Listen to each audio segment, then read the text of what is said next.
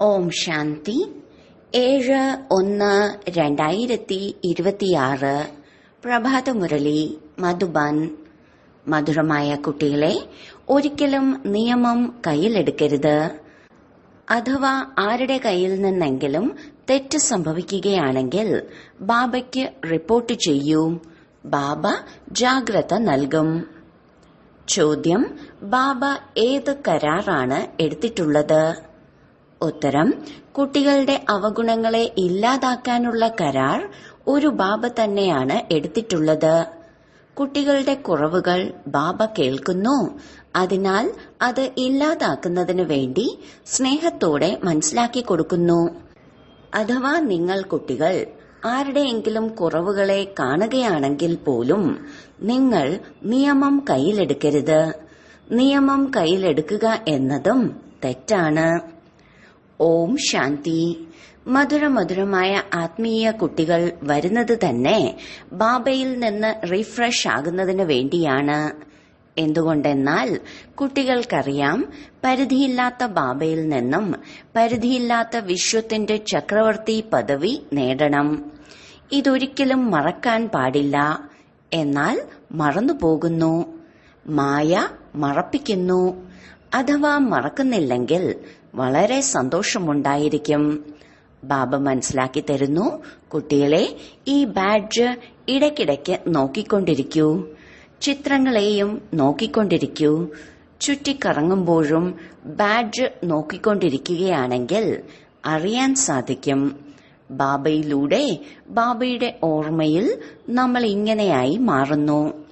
ദൈവിക ഗുണങ്ങളും ധാരണ ചെയ്യണം. ഈ സമയത്ത് മാത്രമാണ് ജ്ഞാനം ലഭിക്കുന്നത്. ബാബ പറയുന്നു, മധുരമധുരമായ കുട്ടികളെ, രാത്രിയും പകലും മധുരമധുരമായതെന്ന് പറഞ്ഞുകൊണ്ടേയിരിക്കുന്നു. കുട്ടികൾക്ക് മധുരമധുരമായ ബാബ എന്ന് പറയാൻ സാധിക്കില്ല. രണ്ടുപേരും പറയണം. രണ്ടുപേരും തന്നെ മധുരത ഉള്ളവരല്ലേ? പരിധിയില്ലാത്ത ബാപ്ദാദയാണ്. എന്നാൽ ചിലർ ദേഹാഭിമാനികളായ കുട്ടികൾ കേവലം ബാബയെ മാത്രം മധുരമായത് എന്ന് പറയുന്നു. ചില കുട്ടികൾ ദേഷ്യത്തിൽ വന്ന് ചിലപ്പോൾ ബാപ്ദാദയെ പോലും എന്തെങ്കിലുമെല്ലാം പറയുന്നു. ചിലപ്പോൾ ബാബയെ പറയുന്നു, ചിലപ്പോൾ ദാദയെ പറയുന്നു. കാര്യം ഒന്നു തന്നെയാണ്. ചിലപ്പോൾ ബ്രാഹ്മണിയോട്, ചിലപ്പോൾ പരസ്പരവും പിണങ്ങുന്നു. അതിനാൽ പരിധിയില്ലാത്ത ബാബ ഇരുന്ന് കുട്ടികൾക്ക് ശിക്ഷണങ്ങൾ നൽകുകയാണ്. ഗ്രാമങ്ങളിൽ കുട്ടികൾ ഒരുപാടുണ്ട്. എല്ലാവരോടുമായി ബാബ പറയുകയാണ്, നിങ്ങൾ ദേഷ്യപ്പെടുന്നു എന്ന വാർത്തയും ലഭിക്കുന്നുണ്ട്. പരിധിയില്ലാത്ത ബാബ ഇതിനെ ദേഹാഭിമാനം എന്നാണ് പറയുന്നത്. ബാബ എല്ലാവരോടും പറയുകയാണ്, കുട്ടികളെ, ദേഹി അഭിമാനിയായി മാറൂ. എല്ലാ കുട്ടികളുടെയും അവസ്ഥ താഴേക്കും മുകളിലേക്കും പോയിക്കൊണ്ടിരിക്കുന്നു. ഇതിൽ സമർത്ഥരായ യോദ്ധാവെന്ന് ആരെയാണോ കാണുന്നത് അവരോടാണ് മായ യുദ്ധം ചെയ്യുന്നത്. മഹാവീരനെയും ഹനുമാനെയും ഇളക്കാൻ ശ്രമിച്ചതായി കാണിക്കാറുണ്ട്. ഈ സമയം തന്നെയാണ് എല്ലാവരുടെയും പരീക്ഷ നടക്കുന്നത്. മായയുമായി ജയവും പരാജയവും എല്ലാവർക്കും സംഭവിച്ചുകൊണ്ടിരിക്കുന്നു. യുദ്ധത്തിൽ സ്മൃതിയും വിസ്മൃതിയും ഉണ്ടാകുന്നു. എത്രത്തോളം സ്മൃതിയിൽ ഇരിക്കുന്നുവോ, നിരന്തരം ബാബയെ ഓർമ്മിക്കാനുള്ള പരിശ്രമം ചെയ്തുകൊണ്ടിരിക്കുന്നുവോ, അവർക്ക് നല്ല പദവി പ്രാപ്തമാക്കാൻ സാധിക്കും. ബാബ വന്നിരിക്കുകയാണ് കുട്ടികളെ പഠിപ്പിക്കാൻ. അതിനാൽ പഠിപ്പിച്ചുകൊണ്ടേയിരിക്കുന്നു. ശ്രീമതത്തിലൂടെ മാത്രം നടന്നുകൊണ്ടേയിരിക്കണം. ശ്രീമതത്തിലൂടെ നടക്കുമ്പോൾ മാത്രമാണ് ശ്രേഷ്ഠമായി മാറുന്നത്. ഇതിലാരോടും മോശമായി പിണങ്ങേണ്ട കാര്യമില്ല. പിണങ്ങുക അർത്ഥം ക്രോധിക്കുക. തെറ്റുകൾ എന്തെങ്കിലും ചെയ്യുകയാണെങ്കിൽ ബാബയുടെ അടുത്ത് റിപ്പോർട്ട് ചെയ്യണം. ആരോടും സ്വയം പറയേണ്ടതില്ല. അത് നിയമം കയ്യിലെടുക്കുന്നത് പോലെയാണ്. ഗവൺമെന്റ് നിയമം കയ്യിലെടുക്കുവാൻ അനുവദിക്കില്ല. ആരെങ്കിലും മുഷ്ടി കൊണ്ടിടിച്ചു എങ്കിൽ അവരെ തിരിച്ചിടിക്കാൻ പാടില്ല. വിവരം റിപ്പോർട്ട് ചെയ്യുകയാണെങ്കിൽ അവരുടെ പേരിൽ കേസുണ്ടാകും. ഇവിടെയും കുട്ടികൾ ഒരിക്കലും പരസ്പരം പറയരുത്. ബാബയോട് പറയൂ. എല്ലാവർക്കും ശിക്ഷണം നൽകുന്നത് ഒരു ബാബയാണ്. ബാബ വളരെ മധുരമായി യുക്തി പറഞ്ഞു തരും. മാധുര്യത്തോടു കൂടി ശിക്ഷണം നൽകും. ദേഹാഭിമാനത്തിലേക്ക് വരുന്നതിലൂടെ സ്വയത്തിന്റെ പദവി തന്നെയാണ് കുറയുന്നത്. നഷ്ടമുണ്ടാകേണ്ട ആവശ്യമെന്താണ്? എത്രത്തോളം സാധിക്കുന്നുവോ ബാബയെ വളരെ സ്നേഹത്തോടെ ഓർമ്മിച്ചുകൊണ്ടിരിക്കൂ. ആരാണോ വിശ്വത്തിന്റെ ചക്രവർത്തി പദവി നൽകുന്നത്, അങ്ങനെയുള്ള പരിധിയില്ലാത്ത ബാബയെ വളരെ സ്നേഹത്തോടുകൂടി ഓർമ്മിക്കൂ. ദൈവിക ഗുണങ്ങൾ മാത്രം ധാരണ ചെയ്യണം. ആരെയും നിന്ദിക്കരുത്. ദേവതകൾ ആരെയെങ്കിലും നിന്ദിക്കാറുണ്ടോ? പല കുട്ടികൾക്കും നിന്ദിക്കാതിരിക്കാൻ സാധിക്കില്ല. നിങ്ങൾ ബാബയോട് പറയൂ. എന്നാൽ ബാബ വളരെ സ്നേഹത്തോടുകൂടി മനസ്സിലാക്കി തരും. ഇല്ലെങ്കിൽ സമയം പാഴാക്കുകയാണ്. നിന്ദിക്കുന്നതിനേക്കാളും ബാബയെ ഓർമ്മിക്കുകയാണെങ്കിൽ വളരെ വളരെ നേട്ടമുണ്ടായിരിക്കും. ആരോടും തർക്കിക്കാൻ പോകാതിരിക്കുന്നതാണ് നല്ലത്. നിങ്ങൾ കുട്ടികൾ ഹൃദയം കൊണ്ട് മനസ്സിലാക്കുന്നുണ്ട് നമ്മൾ പുതിയ ലോകത്തിന്റെ ചക്രവർത്തി പദവി സ്ഥാപിക്കുകയാണ് എന്ന്. ഉള്ളിന്റെ ഉള്ളിൽ എത്ര ലഹരി ഉണ്ടായിരിക്കണം. മുഖ്യമായത് ഓർമ്മയും ദൈവിക ഗുണങ്ങളുമാണ്. കുട്ടികൾ ചക്രത്തെയും ഓർമ്മിക്കാറുണ്ട്. അതിനാൽ അത് സഹജമായി തന്നെ ഓർമ്മ വരും. 84 ജന്മത്തിന്റെ ചക്രമല്ലേ. നിങ്ങൾക്ക് സൃഷ്ടിയുടെ ആദിമധ്യ അന്ത്യത്തെക്കുറിച്ചും കാലാവധിയെക്കുറിച്ചും അറിയാം. പിന്നീട് മറ്റുള്ളവർക്കും വളരെ സ്നേഹത്തോടുകൂടി പരിചയം കൊടുക്കണം. പരിധിയില്ലാത്ത ബാബ നമ്മളെ വിശ്വത്തിന്റെ അധികാരികളാക്കി മാറ്റുകയാണ്. രാജയോഗം പഠിപ്പിക്കുകയാണ്. വിനാശവും മുന്നിൽ നിൽക്കുന്നുണ്ട്. പുതിയ ലോകം സ്ഥാപിക്കപ്പെടുന്നത് സംഗമയുഗത്തിലാണ്. പിന്നീട് പഴയ ലോകം ഇല്ലാതാകുന്നു. ബാബ കുട്ടികളോട് ശ്രദ്ധിക്കാൻ പറയുന്നു. സ്മരിച്ച് സ്മരിച്ച് സുഖം പ്രാപ്തമാക്കൂ. എങ്കിൽ ശരീരത്തിന്റെ എല്ലാ കലഹക്ലേശങ്ങളും പകുതി കൽപ്പത്തിലേക്ക് ഇല്ലാതാകും. ബാബ സുഖധാമം സ്ഥാപിക്കുന്നു. മായയാകുന്ന രാവണൻ പിന്നീട് ദുഃഖധാമം സ്ഥാപിക്കുന്നു. ഇതും നമ്പർ വൈസ് പുരുഷാർത്ഥമനുസരിച്ച് നിങ്ങൾ കുട്ടികൾക്കറിയാം. ബാബയ്ക്ക് കുട്ടികളിൽ എത്ര സ്നേഹമാണ് ഉണ്ടാകുന്നത്. തുടക്കം മുതലേ ബാബയ്ക്ക് സ്നേഹമുണ്ട്. ബാബ പറയുന്നു, എനിക്കറിയാം, കാമമാകുന്ന ചിതയിലിരുന്ന് കറുത്തുപോയ കുട്ടികളെ വെളുത്തവരാക്കി മാറ്റാനാണ് ഞാൻ പോകുന്നത്. ബാബ നോളജ്ഫുള്ളാണ്. കുട്ടികൾ പതുക്കെ പതുക്കെയാണ് ജ്ഞാനം എടുക്കുന്നത്. മായ പിന്നീട് മറപ്പിക്കുന്നു. സന്തോഷിക്കാൻ അനുവദിക്കില്ല. കുട്ടികൾക്ക് ദിവസം തോറും സന്തോഷത്തിന്റെ ലഹരി വർദ്ധിച്ചുകൊണ്ടേയിരിക്കണം. സത്യയുഗത്തിൽ ലഹരി വർദ്ധിച്ചിരുന്നു. ഇപ്പോൾ വീണ്ടും ഓർമ്മയുടെ യാത്രയിലൂടെ ലഹരി വർദ്ധിപ്പിക്കണം. അത് പതുക്കെ പതുക്കെ മാത്രമേ വർദ്ധിക്കുകയുള്ളൂ. ജയവും പരാജയവും സംഭവിച്ച് പിന്നീട് നമ്പർ വൈസ് പുരുഷാർത്ഥമനുസരിച്ച് കൽപ്പം മുമ്പത്തെ പോലെ പദവി പ്രാപ്തമാക്കും. കൽപ്പകൽപ്പം എത്ര സമയമെടുത്തോ അത്ര തന്നെയാണ് എടുക്കുക. കൽപ്പകൽപ്പം പാസ്സാകുന്നവർ തന്നെയായിരിക്കും ഇപ്പോഴും പാസ്സാകുക. ബാബ്ദാദ സാക്ഷിയായി കുട്ടികളുടെ അവസ്ഥ കണ്ട് മനസ്സിലാക്കി തന്നുകൊണ്ടിരിക്കുന്നു. പുറത്തുള്ള സെന്ററുകളിലെല്ലാം വസിക്കുന്നവർക്ക് ഇത്രയും റിഫ്രഷ് ആകാൻ സാധിക്കില്ല. സെന്ററിൽ നിന്ന് പിന്നീട് പുറത്തുള്ള അന്തരീക്ഷത്തിലേക്ക് പോകുന്നു. അതിനാൽ ഇവിടെ കുട്ടികൾ വരുന്നത് തന്നെ റീഫ്രഷ് ആകാനാണ്. ബാബ എഴുതുന്നുമുണ്ട്, എല്ലാ പരിവാരത്തിലുള്ളവർക്കും സ്നേഹസ്മരണകൾ നൽകൂ എന്ന്. ഒന്ന് പരിധിയുള്ള അച്ഛനും മറ്റൊന്ന് പരിധിയില്ലാത്ത അച്ഛനും. ബാബയുടെയും ദാദയുടെയും വളരെയധികം സ്നേഹമുണ്ട്. എന്തുകൊണ്ടെന്നാൽ കൽപ്പകൽപ്പം മധുരതയോടെ സേവനം ചെയ്യുന്നു. അതും വളരെ സ്നേഹത്തോടെ ചെയ്യുന്നു. ഉള്ളിൽ ദയ തോന്നുന്നു. പഠിക്കുന്നില്ലെങ്കിൽ, നല്ല പെരുമാറ്റമില്ലെങ്കിൽ, ശ്രീമത്തിലൂടെ നടക്കുന്നില്ലെങ്കിൽ ദയ തോന്നുന്നു. ഇവർ കുറഞ്ഞ പദവി മാത്രമേ പ്രാപ്തമാക്കുകയുള്ളൂ എന്ന്. അല്ലാതെ ബാബയ്ക്ക് എന്ത് ചെയ്യാൻ സാധിക്കും? അവിടെയും ഇവിടെയും വസിക്കുന്നതിൽ ഒരുപാട് വ്യത്യാസമുണ്ട്. എന്നാൽ എല്ലാവർക്കും ഇവിടെ വന്ന് താമസിക്കാൻ സാധിക്കില്ല. കുട്ടികൾ വർദ്ധിച്ചുകൊണ്ടിരിക്കുന്നു, സൗകര്യങ്ങളും ചെയ്തുകൊണ്ടിരിക്കുന്നു. ഇതും ബാബ മനസ്സിലാക്കി തന്നിട്ടുണ്ട്.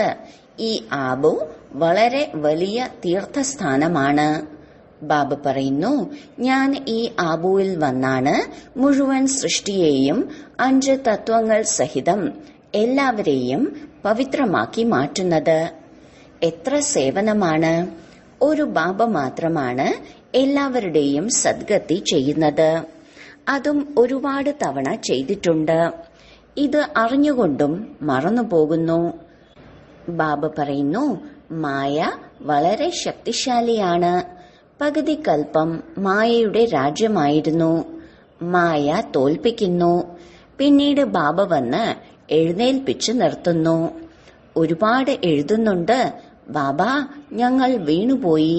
അപ്പോ ബാബ പറയും, ശരി, ഇനി വീഴരുത്. വീണ്ടും വീണുപോകുന്നു.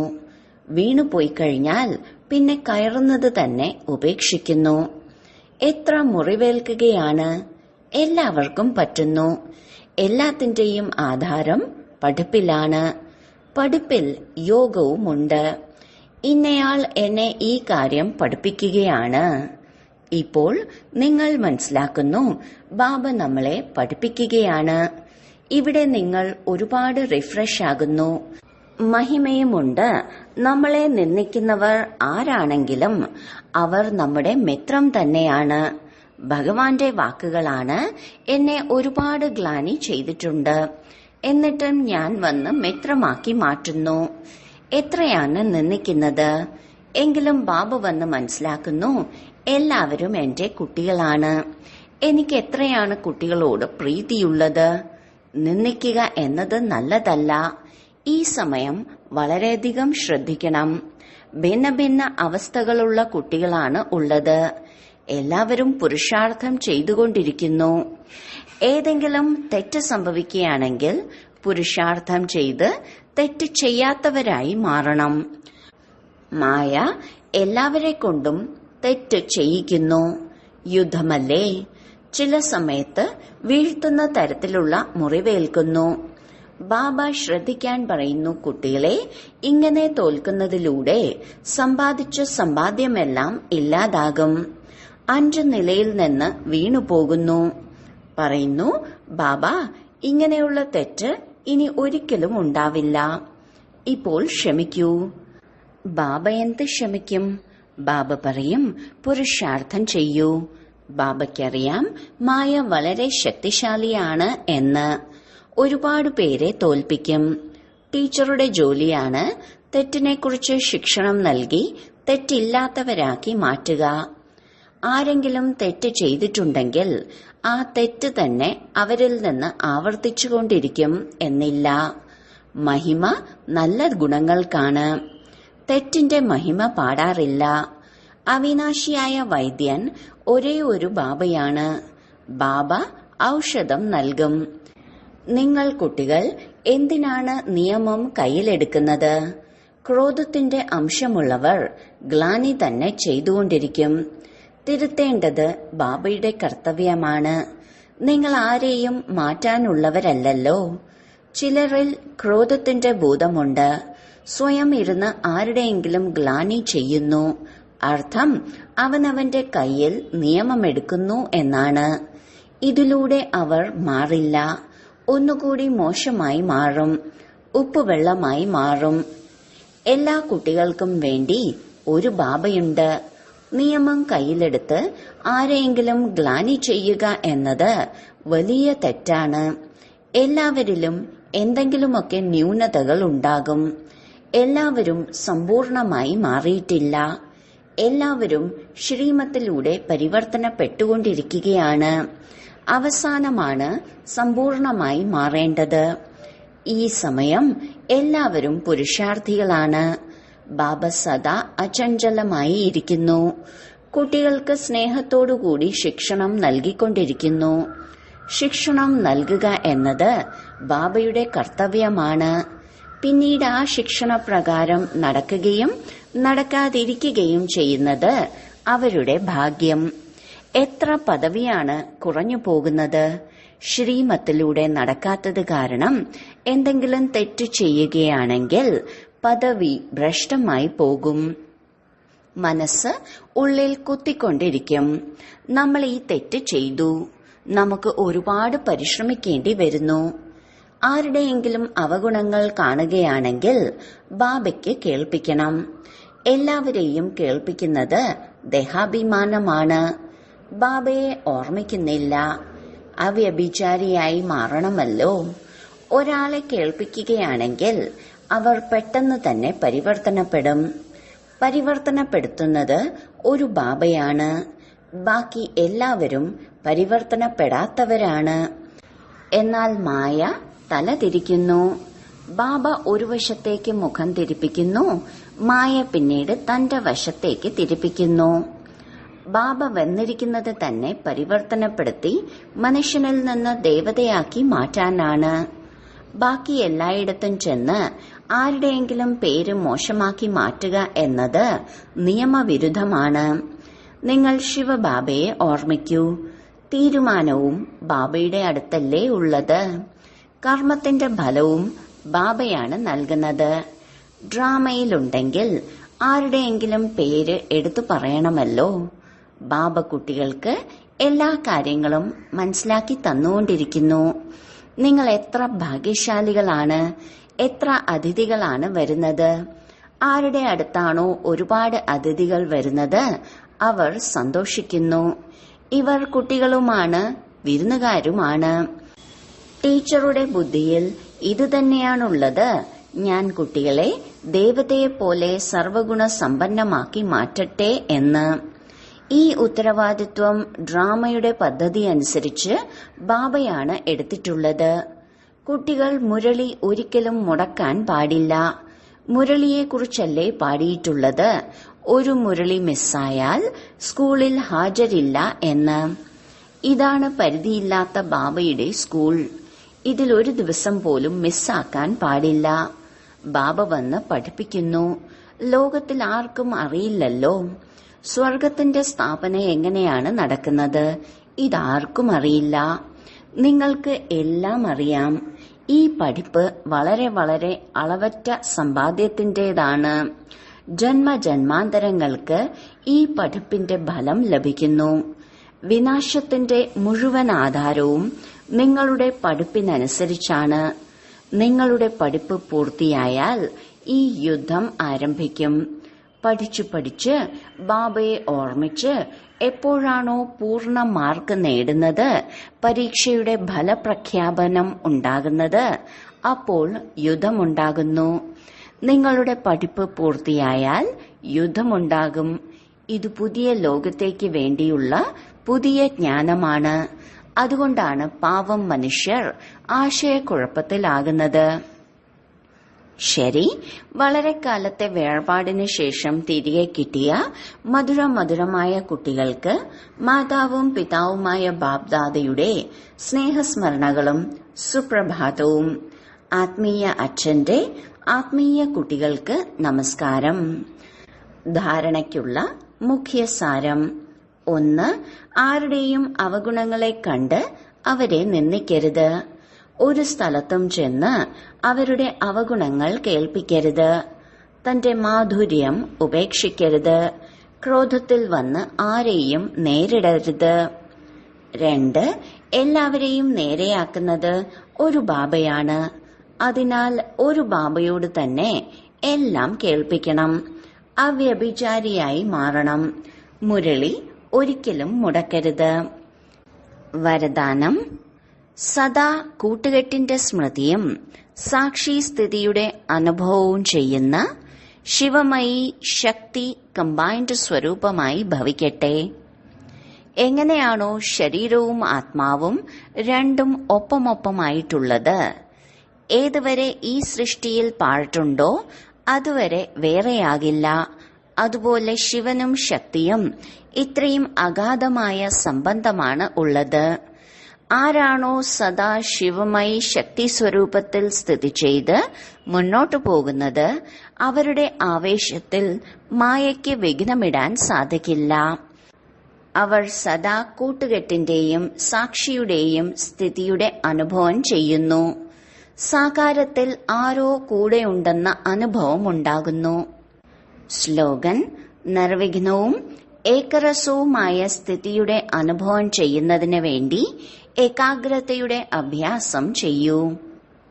അവ്യക്ത സൂചന: ഈ അവ്യക്ത മാസത്തിൽ ബന്ധനമുക്തരായിരുന്ന് ജീവൻ മുക്ത സ്ഥിതിയുടെ അഭ്യാസം ചെയ്യൂ.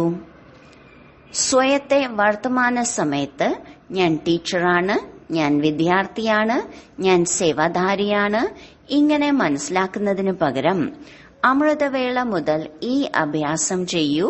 അതായത് ഞാൻ ശ്രേഷ്ഠാത്മാവ് മുകളിൽ നിന്ന് വന്നിരിക്കുകയാണ്. ഈ പഴയ ലോകത്തിൽ പഴയ ശരീരത്തിൽ സേവനം ചെയ്യുന്നതിന് വേണ്ടി ഞാൻ ആത്മാവാണ്.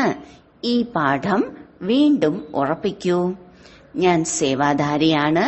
ഈ പാഠം പക്ക ആണ്. എന്നാൽ ഞാൻ ആത്മാവ് സേവാധാരിയാണ്. ഈ പാഠം പക്ക ആക്കൂ. എങ്കിൽ ജീവൻ മുക്തമായി തീരും. ഓം ശാന്തി.